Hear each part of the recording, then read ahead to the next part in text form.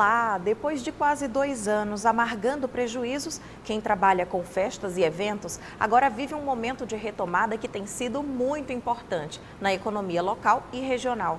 De acordo com a Associação Brasileira dos Promotores de Eventos, mais de 350 mil eventos deixaram de ser realizados em 2020. Esse número, Arthur, inclui shows, festas, congressos, rodeios, eventos esportivos e sociais, teatro, entre tantos outros. Dessa forma, o setor deixou de faturar no ano passado ao menos 90 bilhões de reais. Arthur Cabral, o cenário foi desolador para muita gente. Sem dúvida, Erdal. Os trabalhadores desses segmentos pegaram um impacto gigantesco com a crise sanitária. O levantamento realizado pela Associação dos Promotores de Eventos, em parceria com o Instituto DataSim, revelou que mais de 80% das empresas tiveram eventos adiados e quase 78% tiveram eventos cancelados. Nesse momento, Dalva, a palavra-chave foi reinvenção. Perfeitamente, Arthur. Como em todos os outros setores impactados pela pandemia, o de entretenimento também precisou se adaptar a esse cenário, mas com muita dificuldade, por causa dos protocolos de segurança sanitária vigentes em todo o país. Só para se ter uma ideia, até o início deste ano, 97 em cada 100 empresas do ramo não estavam atuando. E cerca de 1/3 fechou as portas. Mas o momento agora é outro. Ao que parece, com o avanço da vacinação e as quedas nas estatísticas de internações e mortes pela Covid, os eventos adiados agora começam a ser realizados. Toda uma cadeia produtiva volta a ter esperança. Esse é o nosso destaque de hoje, aqui no Negócios na Pauta. Festejar, badalar, celebrar. Palavrinhas que ainda estão apenas na memória de muita gente há quase 2 anos, desde a chegada da pandemia. Foi o primeiro que parou e o último que abriu. Temos tido dificuldade em vender no mercado. Estamos ainda com dificuldade de retomada. O ideal é que retomasse os eventos de 1.000 pessoas, de 2.000 pessoas.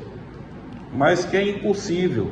A pandemia não acabou. Dona de uma fábrica de doces e bolos, sem os grandes eventos, Olívia precisou se reinventar diante da crise para manter o negócio em funcionamento. Nós conseguimos voltar e nos reinventar para aguentar as modificações que a pandemia trouxe. Uma delas foi a questão do delivery. A gente trabalhava já com delivery, leve, pequeno, mas foi uma demanda que cresceu muito durante esse período. Então, nós fizemos parcerias com um grupo de motociclistas que fazem delivery, fizemos parceria com taxistas para poder melhorar o acesso aos nossos produtos por parte dos nossos clientes. Com os eventos e as festas na mira das fiscalizações, quem vive de música e faz shows também passou alguns apertos. E para nós foi um desafio enorme, está sendo um desafio porque, afinal de contas, a gente trabalha com aglomeração, trabalha com reunião de pessoas. Então, viver essa dicotomia no dia a dia, ser o alvo do dedo, do julgamento das pessoas, tem sido bem difícil. O mercado musical já está em ampla retomada, graças a Deus, embora não haja permissão para mega shows. Diante de tantas dificuldades, algumas iniciativas deram alívio a quem trabalha com arte e cultura. Mas houve também socorros inteligentes, como houve a Lei Aldir Blanc, que até hoje socorre os artistas, porque não é só o produtor, é o artista, é o design, é o cara que fica na mesa de som, é o hold, é o artesanato, é a dança, é tanta coisa que congrega essa cadeia produtiva que é muito importante o que aconteceu e o que ainda está acontecendo. Agora, com as restrições mais brandas, o mercado volta a se movimentar. E aí agora estamos voltando com tudo, nas festas grandes. Nossa equipe acabou aumentando, demos sorte de conseguir aumentar nossa equipe pós-pandemia. Queremos aumentar ainda um pouquinho mais para poder aguentar a demanda. Nossa demanda tem sido muito boa, não podemos reclamar. E a nossa perspectiva para o fim do ano é que seja bem legal. Acho que as pessoas vão vir com mais vontade de consumir, porque querem celebrar, querem agradecer a vida, todo mundo que está aqui tendo esse presente de estar vivo nesse momento. Realizado em setembro, o Lençóis Jazz and Blues Festival do produtor Tutuca Viana ocorreu exatamente neste momento de retomada. e é outra história totalmente diferente, né? O calor humano, as pessoas, show presencial. A maioria dos artistas, todos eram o seu primeiro show presencial, quase depois de 2 anos. Então isso é muito importante, essa retomada e a retomada da economia, né, em si. Como é legal isso. As expectativas são bem positivas. O nosso trabalho do dia a dia já é um trabalho em que 90% deles é ocupado por eventos de pequeno e médio porte, reuniões familiares, comemorações individuais, eventos para 300, 400 pessoas, enfim. Então a gente já está trabalhando praticamente normalmente, graças a Deus, fazendo uma rotina de shows que eu considero muito grande. Afinal de contas, muitas pessoas que ficaram com aquela demanda reprimida já começaram a sair. A gente tem feito uma boa média de shows e graças a Deus está podendo sustentar as nossas famílias, né? No argumento são 13 pessoas tendo como renda predominante a música, incluindo eu. Porém, um cenário igual ou melhor do que antes da pandemia talvez ainda leve um tempo maior. Eu creio que antes do segundo semestre de 2022 não será possível ter uma retomada 100% daquilo que nós tínhamos antes da pandemia. Como a gente acabou de ver, a pandemia obrigou mudanças imediatas na forma de se fazer entretenimento e de se realizar celebrações. Arthur, esse setor tem uma grande importância na economia nacional. De um modo geral, os eventos são responsáveis por mais de 4% do PIB brasileiro, movimentando anualmente cerca de R$1 trilhão. Quando será que essa marca vai ser novamente alcançada, Arthur? Olha, Dalvis, talvez ainda leve um tempo. Mas depois de tanto tempo sofrendo diversas restrições, a indústria do setor está acompanhando as tendências mundiais. Vários eventos testes estão sendo realizados em muitos países para uma retomada mais segura. E aqui no Maranhão, tudo deve ocorrer gradualmente. Então vamos aqui apresentar o nosso convidado de hoje. Temos aqui a presença de Karina Massal, empresária da Essencial Cerimonial e Eventos, e Paulo Siqueira, diretor da Gage Entretenimento. Sejam muito bem-vindos, Paulo e Karina. Obrigada. Boa noite, Arthur. Boa noite, Dal. Obrigado pelo convite. Gente, eu acho que a gente não pode começar esse papo sem perguntar o quanto vocês sofreram, assim como diversas outras pessoas e profissionais que atuam no segmento do entretenimento, eventos, festas, durante esses quase 2 anos. O que foi que aconteceu, que a gente aqui quer muito saber como foi que vocês passaram por tudo isso. Para o ímpar. Obrigada. Boa noite a todos. Boa noite, Dalva e Arthur. Foi uma coisa assim desafiadora triplamente. Né? Enquanto cerimonialista, eu posso dizer, afirmar com propriedade que, primeiro, foi um trabalho de inteligência emocional para mim mesma, para a gente ficar fora do mercado por tanto tempo. Né, que alguns setores conseguiram se reinventar durante a pandemia. Quem fazia comida, bolo, doce, ainda conseguiu fazer as festas em casa. Mas o cerimonial especificamente não tinha uma função. Então foi muito desafiador mesmo, acordar todo dia sem saber quando que a gente ia voltar. Então ter esse controle emocional próprio. Para um segundo momento, acalmar as clientes, em especial noivas, porque noiva tem uma ansiedade assim que supera os outros tipos de clientes. Cliente corporativo é um cliente um pouco mais sensato, né? Ele não se abala assim tanto. Mas o número de casamentos, Karina, permaneceu o mesmo durante a pandemia? O número de casamentos permaneceu o mesmo?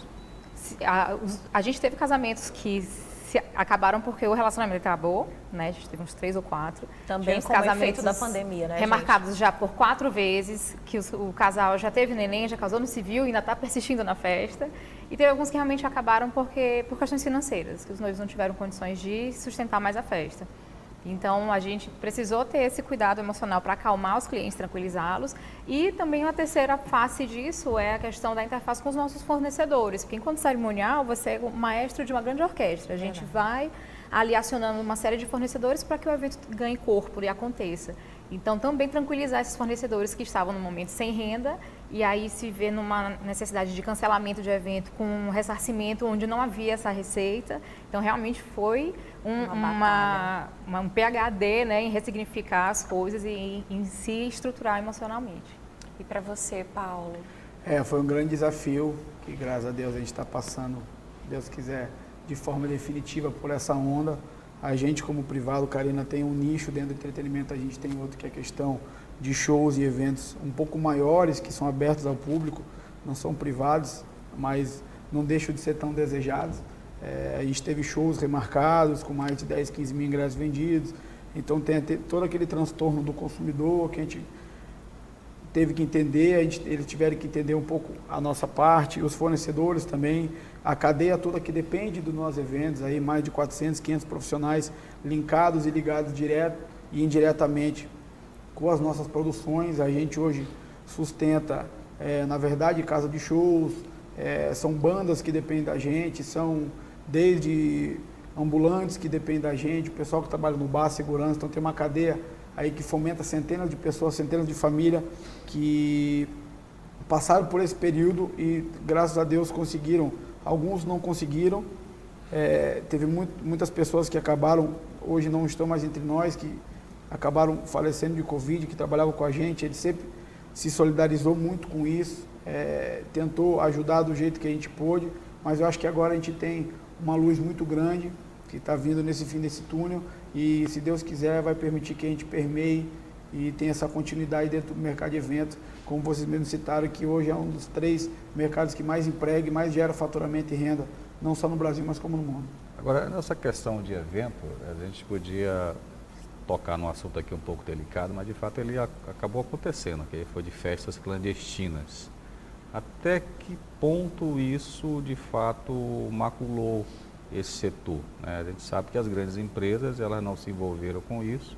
Isso acabou acontecendo, né, Dalva? Em todo o Brasil, né, gente? Todo o Brasil. A gente viu as notícias, enfim. Vocês acreditam que, de repente, isso tenha dado para quem trabalha no segmento uma espécie de embalagem preconceituosa nesse momento de pandemia?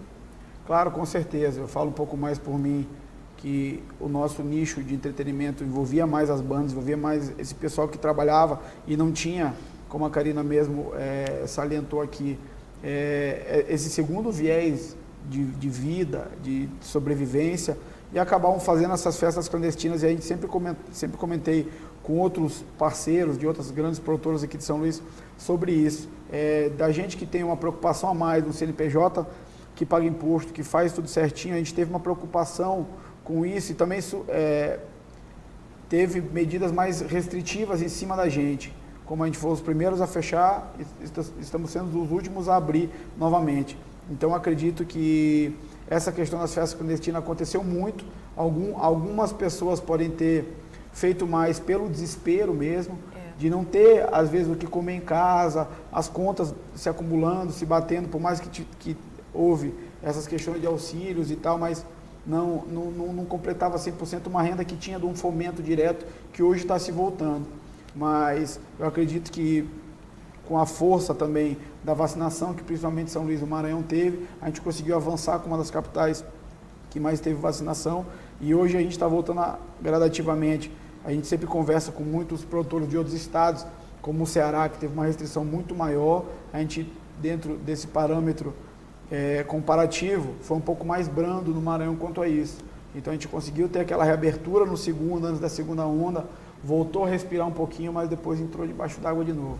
Então, essa questão das festas clandestinas é um pouco mais de necessidade de quem fez. A gente sabe que é errado, crucifica em um certo ponto, mas também tenta entender em um outro certo ponto. Não só a gente, como outros mercados também tiveram esse afunilamento do faturamento, de perder emprego, de não ter renda para gerar.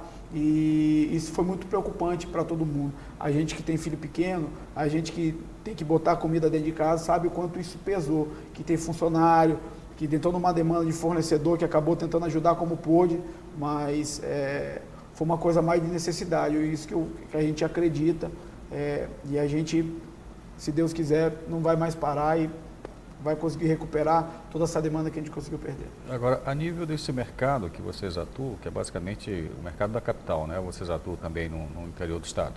Interior também. Também. Ela tem alguns mercados, a gente também tem alguns mercados, principalmente nessa época de maior festividade, Carnaval, São João.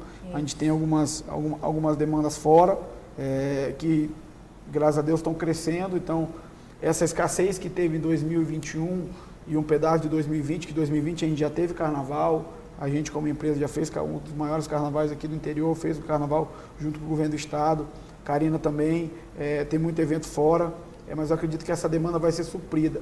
O que todo o setor artístico e do entretenimento fala. A demanda, como ela teve essa retração, ela vai ter essa expansão em 2022. Tanto que se você for ver, batendo com a inflação, os artistas também inflacionaram, tudo inflacionou. Então, a demanda de agenda é muito grande, o que a gente tem sofrido com isso também. Essa questão de preços a gente pode falar um pouco depois, mas eu queria entender assim, vocês que atuam em grandes empresas aqui nesse setor, em termos de números, o que foi 2020 e o que era 2019 para vocês? Quantos eventos deixaram de ser realizados? Assim, existe média, essa estatística, da mesma forma que a gente vê as estatísticas nacionalmente, assim, existe aqui no Maranhão essa organização ou pelo menos, de dados? as empresas deles, né? O que costumavam, ou para né? vocês, assim, por amostragem a gente acaba tendo uma ideia, né? Eu posso falar por mim, eu acredito que de 2020 a gente parou ali, depois do Carnaval, março, a demanda, a escassez foi muito grande, a gente perdeu aí 80%, 90% do faturamento, porque não tinha como fazer. Os eventos de escala que a gente tinha, não tinha como fazer pelo tamanho que ele era e pela demanda que ele tinha. Por exemplo, a gente tem um projeto hoje, que é um projeto que a gente tem um volume grande, que chama Pagode Seu Zé, que acontece todo domingo. A gente teve umas restrições que a gente não tinha como abrir ele com as restrições que estavam dentro, de quantidade de público. E o Pagode Seu Zé já voltou? O Pagode Seu Zé está voltando gradativamente. O Arthur está muito interessado, aliás. Graças a Deus. Se for domingo, eu não estou interessado. Tá voltando gradativamente. E é todo domingo. É uma coisa que culturalmente a gente conseguiu descrever aí a história de São Luís do Maranhão. E é todo domingo, a gente fomenta. E graças a Deus está começando a voltar com essa força total. Mas eu acredito que a gente teve uma perda aí de 80%, 90%. A gente teve que buscar outras atividades e se adequar com isso, mas foi uma perda muito grande. Agora. E Karina, e você mais ou menos? 2020 era um ano muito promissor, a gente estava com uma agenda bem cheia e o nosso primeiro evento que foi suspenso foi exatamente dia 21 de março. Eu lembro perfeitamente como se fosse hoje. E a gente teve uma diferença bem clara da primeira onda para a segunda onda. Quando a gente teve o primeiro lockdown, aquela primeira suspensão dos eventos, ninguém sabia ainda exatamente com o que a gente estava lidando. Então, durante a pandemia, nós fechamos muitos eventos para frente, né? Para o segundo semestre, para o ano seguinte, para 2 anos depois. As pessoas ainda estavam naquela emoção, né? Se planejando e fazendo os eventos. Nós tivemos 80% dos eventos de 2020 remarcados. Eu falei que teve alguns aí que foram cancelados mesmo porque, né, houve rompimento aí dos casamentos, dos relacionamentos. Teve um casal que cancelou mesmo porque só queria que se fosse aquela data e não queria remarcar e casou em casa sozinho os dois. Sim. Cada um foi se adaptando numa forma. E aí a gente voltou no final de agosto, né? Dia 28 de agosto foi o primeiro evento que nós fizemos, cheio de medo, cheio de restrição. Agora, esse ano? Do ano passado, a primeira onda, né? 80% remarcado. O que ficou marcado para o final do ano, novembro e dezembro, a gente conseguiu cumprir, né? Que eram eventos menores que estavam dentro do protocolo, né? De 100 pessoas. E aí, na segunda onda, em 2021, que a gente achava, nossa, vai bombar, ninguém vai ter sossego, segunda a segunda vai ter evento. Veio a segunda onda, aí as pessoas deram um pé para trás, né? Deram um passinho para trás. Então, aquela onda de esperança da primeira onda de 2020, que rendeu muitos contratos novos, não aconteceu esse ano. Então, por mais que essa paralisação desse ano tenha sido menor, para nós foram 3 meses, né? Enquanto cerimonial. Ano passado foram 5 meses. E esses 3 meses foram mais sofridos em 2021 do que os 5 de 2020, porque a gente não fazia negócio, não gerava dinheiro, não entrava dinheiro. E o clima era pior, porque veio a outra cepa, né? As pessoas começaram a ter muitas pessoas que perderam entes queridos e os cancelamentos foram acontecendo por isso também. As pessoas, na véspera do casamento, o pai do noivo pegava Covid, então cancelava tudo. Então foi muito mais tenso esse segundo semestre.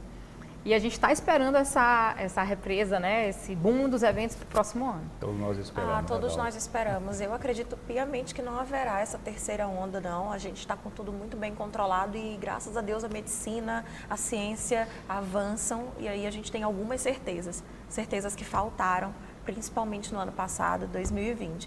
Mas vamos fazer uma pausa aqui. A gente vai fazer um intervalo e na volta vamos saber mais sobre o mercado de festas e eventos em São Luís e no Maranhão. É já já.